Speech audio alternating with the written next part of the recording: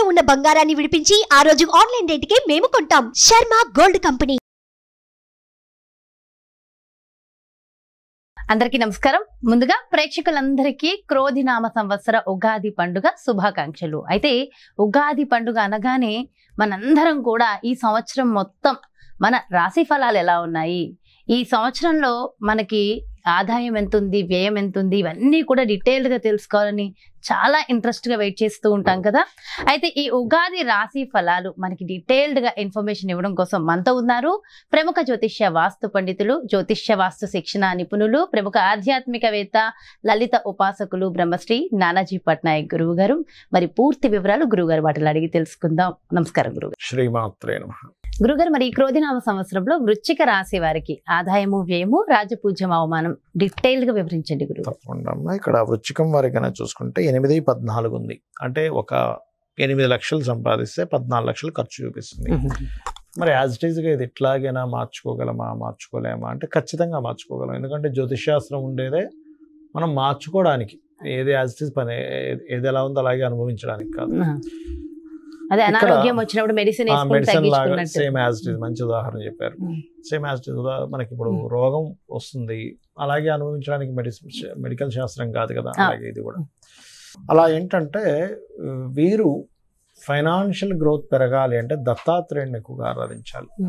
ఎందుకంటే ఇక్కడ మే వరకు 2వ స్థానాన్ని చూస్తున్నటువంటి గురువు, మేషంలో ఉండి చూస్తున్న గురువు వృశ్చికం వారికి సప్తమంలోకి వెళ్ళిపోతాడు.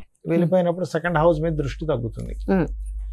మరి అప్పుడు ఏం చేయాలి అంటే కాస్త వీళ్ళు దత్తాత్రేయుడు ఆరాధన చేయడము, దిగంబర శ్రీ పాదవల్లభ దిగంబర, లేనట్లయితే నవవిద్రుమ బింబశ్రీ ఞక్కారి రథనచ్చదాయి నమః అనే నామస్మరణ ఖచ్చితంగా పనిచేస్తుంది వీరికి. అదేవిధంగా ఖర్చులు కూడా తగ్గాలి అంటే కాస్త తీపి చపాతీలు గోవుకు తినిపించడం, శుక్రవారాల పూట ఖర్చు అనేటువంటిది తగ్గుతుంది. ఇక అవమానము, రాజ్యపూజ్యము అవమానంగా చూసుకుంటే 4-5గా ఉంది. అంటే మెచ్చుకునే వాళ్ళ సంఖ్య 4 అయితే కాస్త స్ట్రెస్, అంటే వీళ్ళని అవమానించే వాళ్ళ సంఖ్య, ప్రతిదీ కూడా తప్పు పట్టే వాళ్ళ సంఖ్య 5గా ఉంది. ఓకే. అయితే ఇక్కడ గమనించుకున్నట్లయితే ఈ మెచ్చుకునే వాళ్ళ సంఖ్య ఎప్పుడైనా మనకు పెరగాలి అంటే సూర్య ఆరాధన, వృశ్చికం వారికి స్కందారాధన, సూర్య ఆరాధన మీరు ప్రాక్టికల్గా చూడొచ్చు. వీళ్ళు ఎంత సూర్య ఆరాధన చేస్తే వీళ్ళ రాజ్యపూజ్యం అంత పెరుగుతుంది. ఎందుకంటే రాజ్యాధిపతి రవి కాబట్టి. మరి అవమానించే వాళ్ళ సంఖ్య తగ్గాలి అంటే మనకి విష్ణు నమస్కారాలు, అంటే విష్ణు సహస్రనామాలు చదువుతూ విష్ణువుని నమస్కరించుకున్నట్లయితే, ఆ యొక్క వెంకటేశ్వర స్వామిని నమస్కరించుకున్నట్లయితే, విష్ణు సహస్రనామాలు చేస్తున్నట్లయితే ఖచ్చితంగా వీళ్ళకి అవమానం తగ్గుతుంది. ఇవి చేసుకున్నట్లయితే ఖచ్చితంగా మార్పు వస్తుంది. ఇక వృశ్చికం వారికి సహజంగానే ఈ సంవత్సరం ముఖ్యంగా మే లోపల ఏదైనా గవర్నమెంట్ జాబ్స్ కోసం ప్రయత్నం చేసినట్లయితే యోగం అనేటువంటిది పుష్కలంగా చూపిస్తుంది. మే లోపల గవర్నమెంట్ జాబ్స్కి, హైయర్ ఎడ్యుకేషన్స్కి కూడా చాలా బాగుందని చెప్పుకోవచ్చు. కాకపోతే వృశ్చికం వారికి 4వ స్థానంలో శని భగవానుడు ఉన్నాడు. అంటే అర్ధాష్టమ శని అంటూ ఉంటాం. ఇంకొక సంవత్సరం 2 నెలల వరకు ఉంటాడు. అంటే ఈ క్రోధినామ సంవత్సరం అంతా కూడా ఉంటాడు. ఈ సమయంలో వీరు చేయవలసిన తీసుకోవాల్సిన జాగ్రత్తలు ఏమిటి అంటే, వీళ్ళు ఏదైనా ఒక ప్రాపర్టీ తీసుకునేటప్పుడు, కన్స్ట్రక్షన్ చేసేటప్పుడు, లేదా ఒక వాహనం తీసుకునేటప్పుడు, వాహనాలు నడిపేటప్పుడు కొంత జాగ్రత్తగా ఉండాలి. కాకపోతే 5వ స్థానంలో రాహు ఉన్నందుకు రాజకీయ నాయకులకు మంచిది. వృశ్చికం వారికి చెప్పాలంటే రాజకీయ నాయకులు చాలా మంచి ఫలితం ఇస్తుంది. అలాగే క్రియేటివ్ ఫీల్డ్లో ఉండేటువంటి వారికి, సినిమా ఫీల్డ్లో ఉండేటువంటి వారికి చాలా చాలా బాగుంటుంది.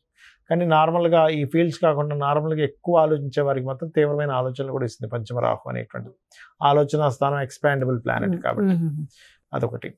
అట్లాగే ఇంకోటి ఏంటంటే ఇక్కడ కొంచెం విదేశాలకి, సంతానాన్ని విదేశాలకు పంపించడానికి ఏర్పాటు కూడా ఇది పనికొస్తుందని చెప్పుకోవచ్చు. మరియు ఈ గురువు ఎప్పుడైతే రాశిని చూస్తాడో, వృశ్చిక రాశిని చూస్తున్నప్పుడు ఏమవుతుందంటే ఆత్మవిశ్వాసాన్ని పెంచేటువంటి ప్లానటరీ పొజిషన్స్ పెరుగుతున్నాయి. కాకపోతే లాభాల స్థానంలో కేతు ఉన్నందుకు, లాభస్థానంలో రాహు కానీ కేతు కానీ పాపగ్రహాలు ఉంటే మంచిదే. కాకపోతే బుధ స్థానంలో ఉన్నాడు కాబట్టి ఈ లాభాలు సంపాదించుకునేటువంటి క్రమంలో, ఏదైనా వ్యాపారంలో లాభాలు సంపాదించాలనే దాంట్లో కొంచెం డిఫరెంట్ టెక్నిక్స్ వాడడము, అందులోనే అప్పుడే కొంచెం స్ట్రెస్గా అనిపించడం, అప్పుడే అద్భుతమైన లాభాలు చూడడం కూడా వీళ్ళు చూస్తారు. సో అది. ఇక వీళ్ళు నిత్యము ఆరాధించాల్సినటువంటి దేవతా స్వరూపం ఏమిటి అని చెప్పి చూసుకున్నట్లయితే, వీరు దుర్గాదేవిని ఎంత ఆరాధిస్తే ఫస్ట్ ఇమాజినేషన్స్, అంటే ఏదో అయిపోతుందేమో అని భయం అనేటువంటిది పోతుంది. వీళ్ళకి ఒక రూట్ కనిపిస్తుంది. ఎందుకంటే మన ఆలోచనలు ఎప్పుడైతే బాగుంటాయో మనకు ఆటోమేటిక్గా రూట్ కనిపిస్తుంది.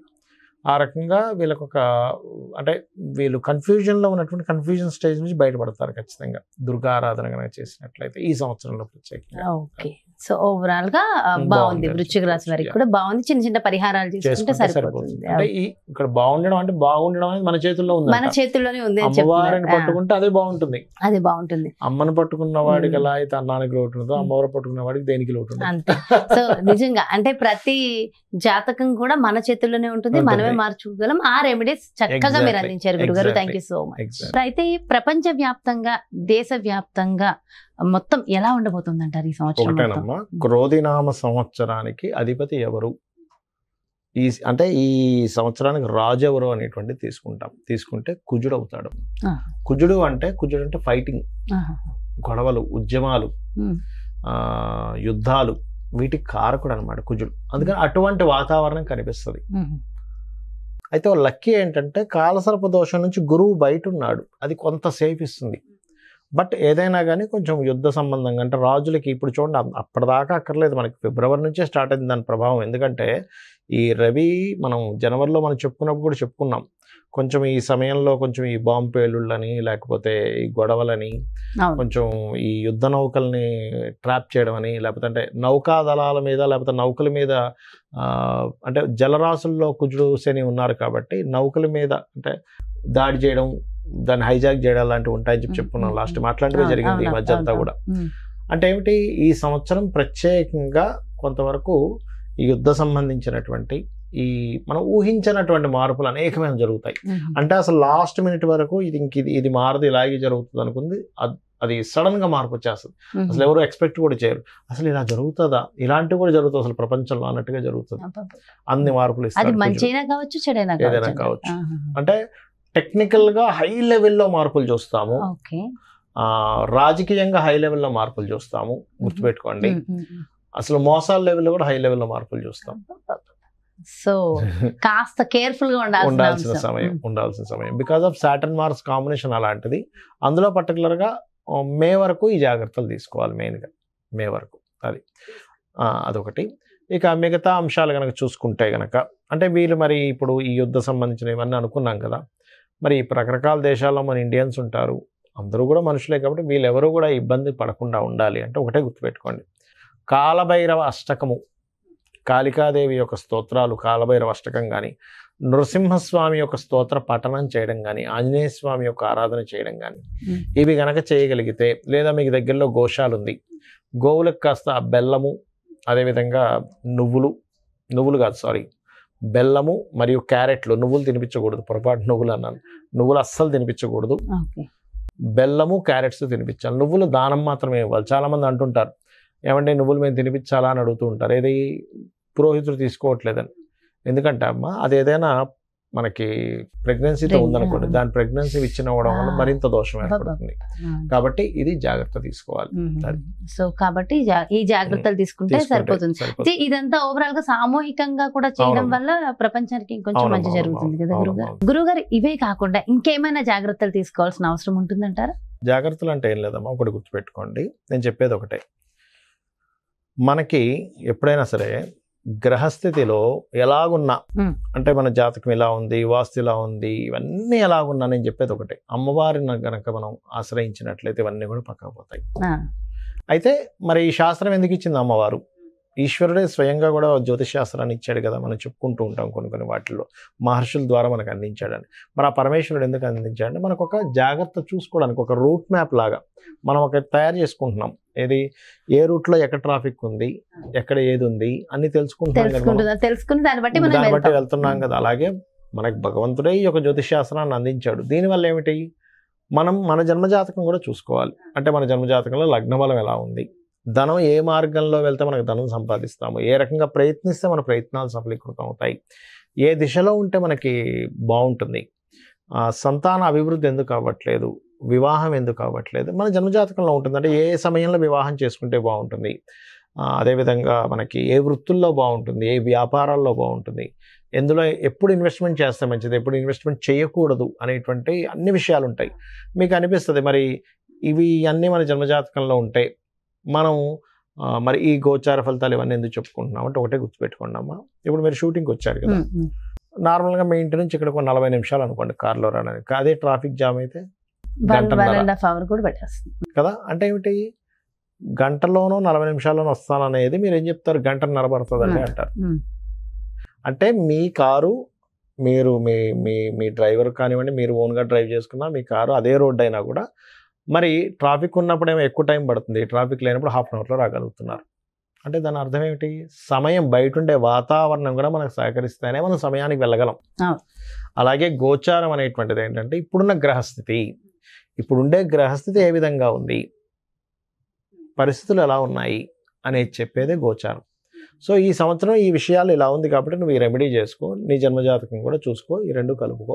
జ్యోతిష్య పండితులు ఉన్నదే అందుకు. ఇంకోటి ఏంటి, నేను ఒకటే చెప్తా, నా జాతకం ఎలా ఉంది, నా దశ ఎలా ఉంది, పాడైపోయింది, ఏం పెట్టుకోకండి, అమ్మవారిని నమ్ముకోండి. అమ్మవారు అంతా దారి చూపిస్తుంది మనకి.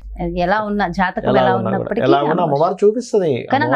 ప్రధానం అంటే అమ్మని చేయి పట్టుకుంటే తిండి కొదవ ఎలా ఉండదు, అమ్మవారిని పట్టుకుంటే వాడికి దేనికి కొదవ ఉండదు. ఎంతో చక్కగా చెప్పారు గురుగారు. అంటే ఎంతో ఒక ధైర్యం, ఒక మోటివేషన్ అంతే కదా. అమ్మని పట్టుకున్న వాడికి తిండి కొదవ ఉంటుందా, ఏమి ఉండదు, అమ్మాయి చూసుకుంటుందండి. అలాంటిది అమ్మవారిని పట్టుకుంటే దేనికి కొదవ ఉంటుంది చెప్పండి. ఎంతో చక్కగా, ఎంతో చక్కటి ధైర్యాన్ని స్థైర్యాన్ని అందించారు. థ్యాంక్ యూ సో మచ్ గురువు గారు. నమస్కారం. శ్రీమాత్రే నమః. సో చూసారు కదండి, మరి ఇది క్రోధినామ సంవత్సరంలో మీ యొక్క రాశి యొక్క ఫలితాలు పూర్తిగా ఎంతో చక్కగా వివరించారు కదా గురువు గారు. మరో చక్కటి ప్రత్యేకమైన కార్యక్రమంతో మళ్ళీ మీ ముందుకు వచ్చేస్తాను. మరి అదేవిధంగా మీ యొక్క జాతకానికి సంబంధించి కానీ, లేదంటే మీ ఇంటి వ్యాపార వాస్తుకు సంబంధించి కానీ గురువు గారిని సంప్రదించాలి, అపాయింట్మెంట్ కావాలి అనుకుంటే క్రింద డిస్ప్లే అవుతున్నటువంటి నెంబర్స్ కి కాల్ చేయండి. నమస్కారం. సుమన్ టీవీలో మీ పర్సనల్ అండ్ బిజినెస్ ప్రమోషన్స్ కోసం కింది నెంబర్ కి కాంటాక్ట్ చేయండి.